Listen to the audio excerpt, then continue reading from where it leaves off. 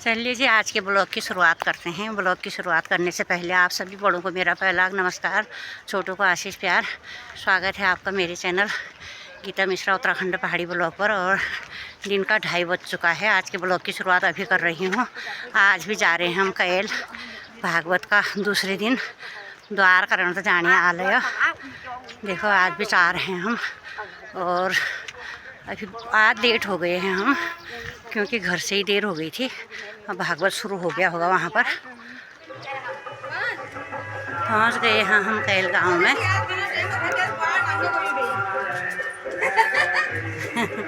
बाढ़ जाते देर गई।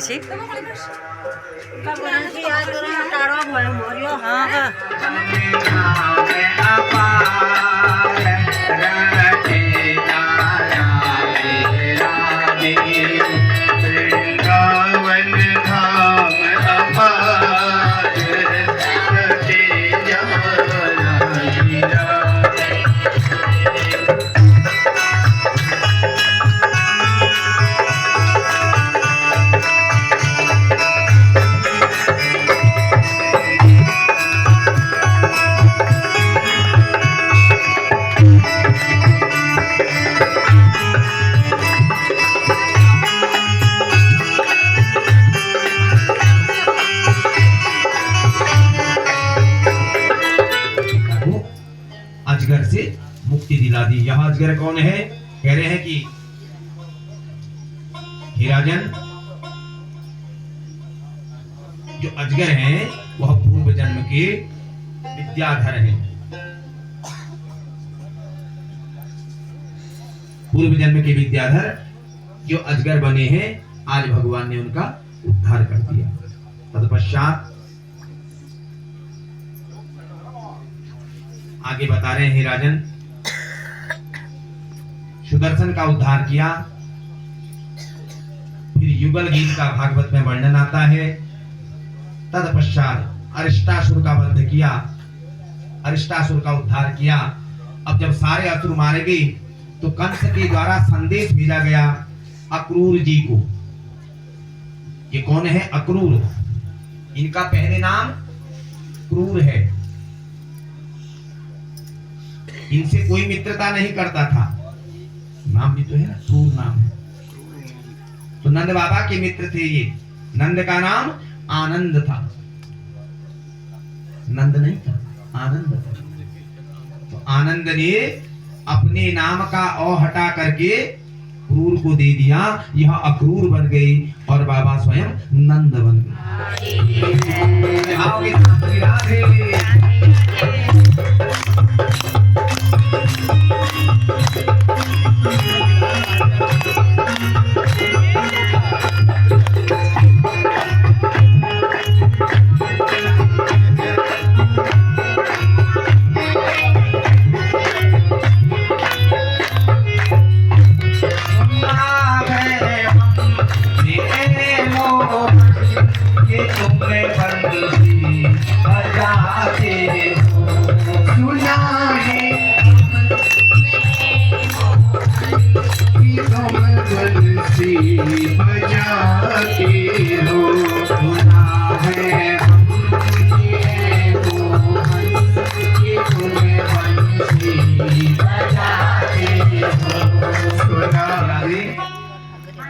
मैं आपके बिना नहीं रह सकता। दूर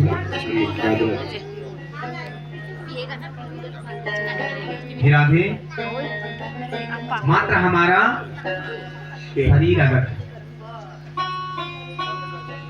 लेकिन जो हमारे मन है ना, वो मन एक है। मैं तुम्हें छोड़ के कहां जा रहा हूं? तुम सदा से मेरे मन में बसती हो राधे। इस संसार में अगर मैं किसी से प्रेम करता हूँ, वह आपसे फिर से आ जाओ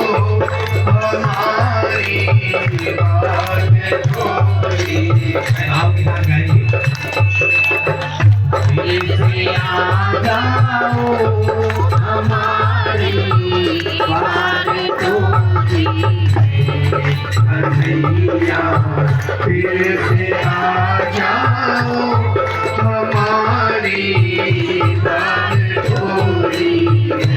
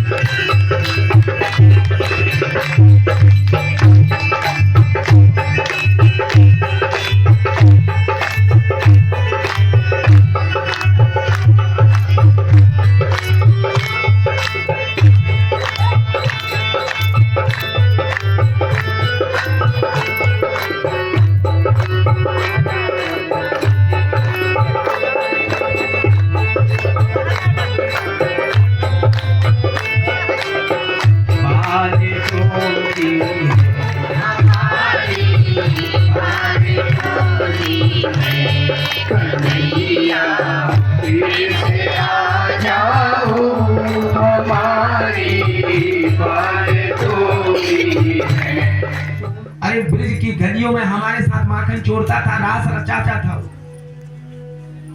जिस व्यक्ति ने हमारे साथ रास रचाया शरद पूर्णिमा की रात्रि में, जो व्यक्ति गोवर्धन धारण कर लिया, जिसने हमें बचाने के लिए, अरे उद्धव, दवानन ने सारे गोप गोपांगनाओं को, गौओं को घेर लिया, उसने हमें बचाया। तो तुम्हारे लिए निर्गुण ब्रह्म है, हमारा तो माखन चोर है, हमारा सखा है, मित्र है। भगवान तुम्हारे लिए, हमारे लिए नहीं। अरे जा करके उस निगोड़े से कह देना, अरे कम से कम एक बार आकर के अपनी मैया, जिस मैया ने तुम्हें अपना स्तनपान कराया था, उस मैया को तो दर्शन दे दे। मैया बेसुध है, 9 लाख गौएं जो कृष्ण के लिए रो रही है, कहती है कि हम जिस दिन कन्हैया आएंगे उसी दिन दूध देंगे। गोपांगनाओं के उस दृश्य को देख करके उद्धव फिर समझा रहे हैं। मैंने कहा नहीं, किसी के चले जाने से कुछ नहीं होता है। गोपियों ने कहा बिना कृष्ण दर्शन की शांति नहीं है, बिना कृष्ण दर्शन की शांति नहीं है, बिना कृष्ण दर्शन की शांति नहीं है, बिना कृष्ण दर्शन की शांति नहीं है। ज्ञान चर्चा सुहाती नहीं है, उठो ज्ञान चर्चा सुहाती नहीं है, ज्ञान चर्चा सुहाती नहीं है, उठो ज्ञान चर्चा सुहाती नहीं है। बिना कृष्ण दर्शन की शांति नहीं है, बिना कृष्ण दर्शन की शांति नहीं है। तो मिलेंगे वो बांके बिहारी, वही तो मिलेंगे वो बांके बिहारी, वही तो मिलेंगे वो बांके बिहारी, वही तो मिलेंगे वो बांके बिहारी। के चरण चित लगाया करेंगे, उन्हीं के चरण चित लगाया करेंगे। कन्हैया कन्हैया पुकारा करेंगे, कन्हैया कन्हैया पुकारा करेंगे। लताओं में ब्रज का गुजारा करेंगे, लताओं में ब्रज का गुजारा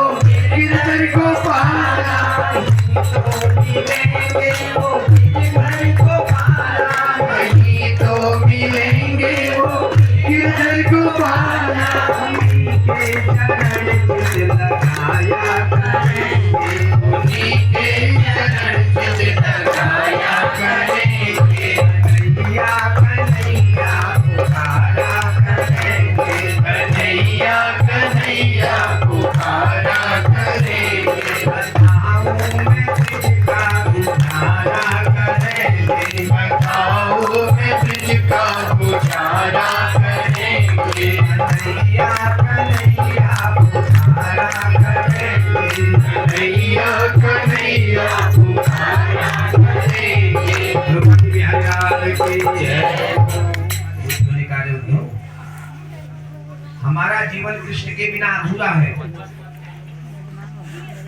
मुझे बुलाया, मैं आ गया, अब तुझे मेरी बात भी माननी पड़ेगी। ने कहा मंजूर है। तो काल यमन कहता है, अरे कृष्ण तू अपने लोगों के बीच में मरना नहीं चाहता है। अरे द्वारिकावासी तेरे बाद में तेरे मृत शरीर को ढूंढने के लिए आएंगे। आज भगवान रण छोड़ के चले गए। आज भगवान का क्या नाम पड़ गया? बोलो रण छोड़ भगवान की। यहीं से भगवान को रण छोड़ कहा, अर्थात काल यवन की सेना के सामने आने के बाद भगवान उस रण को छोड़ के चले गए। आगे आगे भगवान चल रहे हैं, पीछे पीछे काल यवन चल रहा है। कहां पहुंच गए भगवान? गोवंतक पर्वत की गुफा में। एक पर्वत है जिसका नाम क्या है? गोवंतक। अब गोवंतक की गुफा में जब भगवान पहुंचे तो वहां एक प्राणी सोए हैं। भगवान ने उसके ऊपर अपना दुसल्ला डाल दिया, ऐसे दुसल्ला करते। और काल यवन भागे भागे भगवान के पीछे जा रहा था, तो उस प्राणी के ऊपर भगवान ने अपना दुसल्ला डाला और काल यवन ने उस व्यक्ति को कृष्ण समझ करके पैर से प्रहार कर दिया। और जैसे ही उसके नेत्र खुले, उसके नेत्र से अग्नि निकली और काल यवन जल के भस्म हो गया। बुलवा के बिहारी लाल की। अब ये कौन है जिन्होंने काल यवन को भस्म कर दिया? ये मुचकंद जी महाराज है। महाराज राजा मानधाता के पुत्र, जिनका वर्णन आया था ना, मानधाता, तो उनके पुत्र हैं मुचकंद जी महाराज। देवासुर संग्राम में सत्युग से सोए हैं। देवासुर संग्राम हुआ, उस संग्राम में देवता पराजित हो रहे थे, तो वहां क्या हुआ?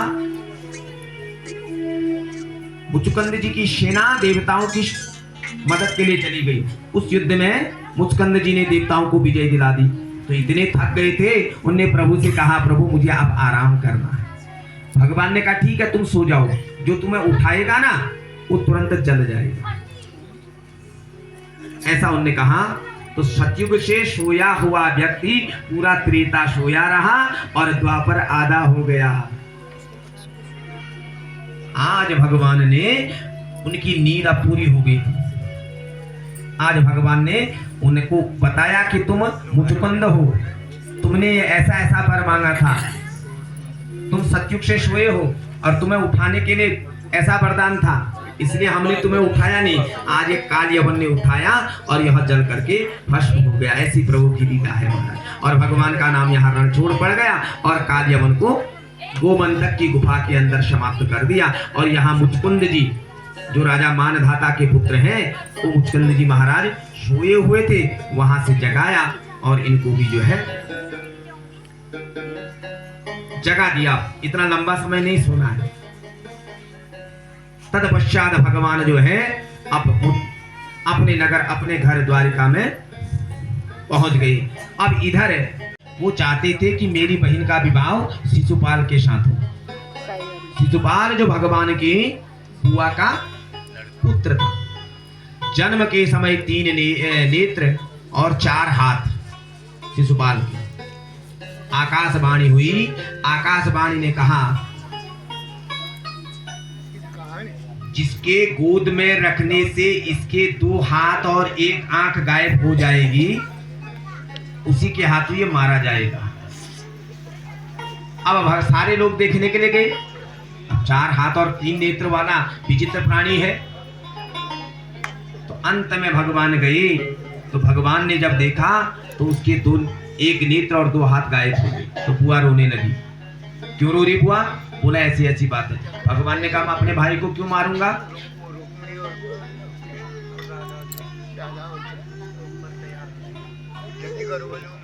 उस शंख की ध्वनि विदर्भ के नरेश राजा के भवन तक पहुंच जाती है और भगवान रथ लेकर के निकल गई। यहाँ सैनिक भागे भागे गए। बोला महाराज हरण हो गया, राजकुमारी का हरण हो गया।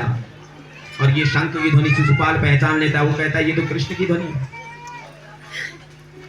रुक्मी भगवान श्री कृष्ण को रोकने के लिए आता है और यहाँ यादवों की सेना शिशुपाल इत्यादि की सेनाओं के साथ युद्ध करती है और यहाँ रुक्मी को भगवान पराजित कर देते हैं। जैसे ही मारना चाहते थे तो रुक्मणी जी ने कहा हे नाथ यह कौन है? मेरा भाई है, क्षमा कर दो इसे। और भगवान से क्या करते हैं? अभय दान दे देते हैं। और यहाँ अभय दान देने के पश्चात भगवान माता रुक्मणी को लेकर के द्वारिका नगरी में धीरे धीरे प्रवेश कर रहे हैं। अब यहाँ सेना भी वापस आ गई विजय प्राप्त करके और यहाँ भगवान रुक्मणी जी को लेकर के द्वारिका में प्रवेश कर रहे हैं। बोलो बांके बिहारी लाल की जय। धाम की शादी है आज मेरे श्याम की शादी, धाम के साथ गाइए। आज मेरे श्याम की शादी है, आज मेरे श्याम की शादी है। श्याम की शादी है मेरे घनश्याम की शादी है, आज मेरे श्याम की शादी है, आज मेरे श्याम की शादी है। ओ श्याम की शादी है मेरे घनश्याम की शादी है, शादी है आज मेरे श्याम की शादी है। अरे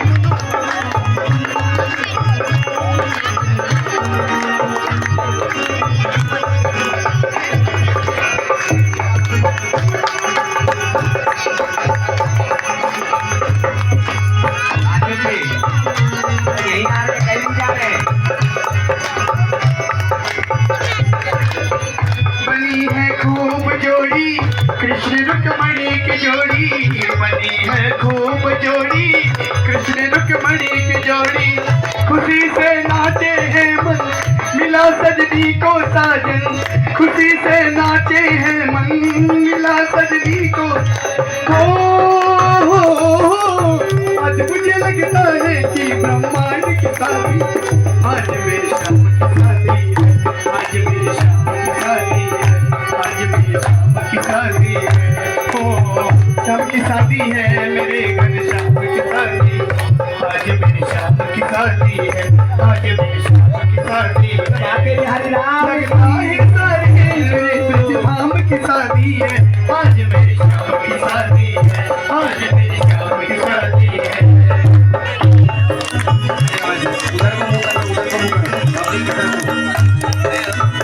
कमड़ी यूं मुस्काए खाना भी बोले जाए। हो लगता है सारे मेरे ब्रह्मांड की शादी आज मेरी श्याम की शादी है, आज मेरी श्याम की शादी है, आज मेरी श्याम की शादी है। हो श्याम की शादी है मेरे घनश्याम की शादी है, आज मेरी श्याम की शादी है, आज मेरी श्याम की शादी है। श्याम की शादी है मेरे घनश्याम की शादी, आज मेरी श्याम की शादी है, आज मेरी श्याम की शादी है, आज मेरी श्याम की शादी है, आज मेरी श्याम की शादी है। बोलो बांके बिहारी लाल की जय। अब भगवान रुक्मणी देवी को लेकर के द्वारिका में पहुंचे तो उनका बड़ा भव्य स्वागत हुआ द्वारिका में। और इधर मेहंदी की तैयारी हो रही है भगवान की। आओ मेरी सखियां मुझे मेहंदी लगा दो। भागवत का मैंने जो ब्लॉग बनाया है उसको मैंने 2 भागों में बांट दिया है।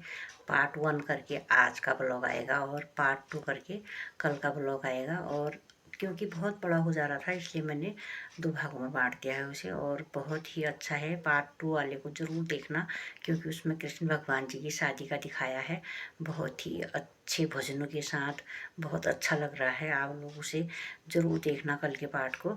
और आज के ब्लॉग को यहीं पर समाप्त करती हूँ। आपको मेरा ब्लॉग अच्छा लगेगा तो मेरे चैनल को लाइक करना, शेयर करना, सब्सक्राइब करना। मिलते हैं आपसे कल के ब्लॉग में, तब तक के लिए जय देवभूमि, जय उत्तराखंड, जय भारत।